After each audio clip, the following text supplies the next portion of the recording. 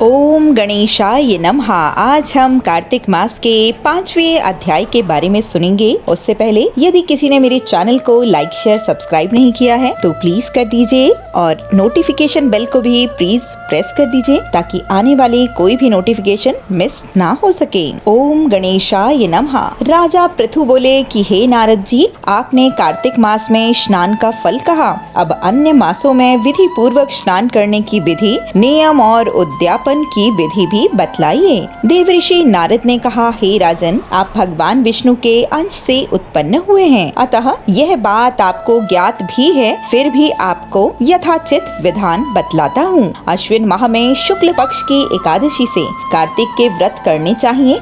ब्रह्म मुहूर्त में उठकर जल का पात्र लेकर गांव से बाहर पूर्व अथवा उत्तर दिशा में जाना चाहिए। उसके बाद जो मनुष्य मुख शुद्धि नहीं करता उसे किसी भी मंत्र का फल प्राप्त नहीं होता, अतः दांत और जीभ को पूर्ण रूप से शुद्ध करना चाहिए और निम्नलिखित मंत्र का उच्चारण करते हुए, ये हे वनस्पति, आप मुझे आयु, कीर्ति, तेज, प्रज्ञा, पशु संपत्ति, महाज्ञान, बुद्धि और विद्या प्रदान करें। इस प्रकार उच्चारण करके वृक्ष से 12 उंगल की दातुन ले। दूध वाले वृक्षों से दातुन नहीं लेनी चाहिए। इसी प्रकार कपास, कांटेदार वृक्ष और जले हुए वृक्ष से भी दातुन लेना मना है, जिससे उत्तम गंध आती हो और जिसकी टहनी कोमल हो, ऐसे ही वृक्ष से दंत धावन ग्रहण करना चाहिए। प्रतिपदा, अमावस्या, नवमी, छठी, रविवार को चंद्र तथा सूर्य ग्रहण में दातुन नहीं करनी चाहिए। तत्पश्चात भली भांति स्नान करके फूल, माला, चंदन और पान आदि पूजा की सामग्री लेकर प्रसन्न चित्त व भक्ति पूर्वक शिवालय में जाकर सभी देवी देवताओं को अर्घ,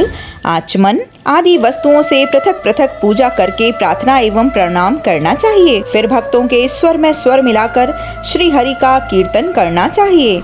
मंदिर में जो गायक भगवान श्री हरि का कीर्तन करने आए हों, उनका माला, चंदन, तांबुल आदि से पूजन करना चाहिए, क्योंकि देवालयों में भगवान विष्णु को अपनी तपस्या, योग और दान द्वारा प्रसन्न करते हैं, परंतु कलयुग में भगवत गुणगान को ही भगवान श्री हरि को प्रसन्न करने का एकमात्र साधन माना गया है। नारद जी राजा पृथु से बोले कि हे राजन, एक बार मैंने भगवान से पूछा कि हे प्रभु, आप सबसे अधिक कहाँ निवास करते हैं? इसका उत्तर देते हुए भगवान ने कहा कि हे नारद, मैं वैकुंठ या योगियों के हृदय में भी निवास नहीं करता, अपितु जहाँ मेरे भक्त मेरा कीर्तन करते हैं, मैं वहाँ निवास अवश्य करता हूँ। जो मनुष्य चंदन, माला आदि से मेरे भक्तों का पूजन करते हैं, उससे मेरी ऐसी प्रीति होती है जैसे कि मेरे पूजन से भी नहीं हो सकती।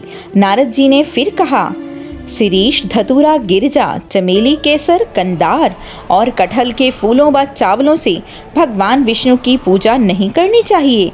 अड़हल, कंद, गिरीश, जूही, मालती और केवड़ा के फूलों से भगवान शंकर की पूजा नहीं करनी चाहिए। जिन देवताओं की पूजा में जो फल निर्दिष्ट हैं, उन्हीं से उनका पूजन करना चाहिए।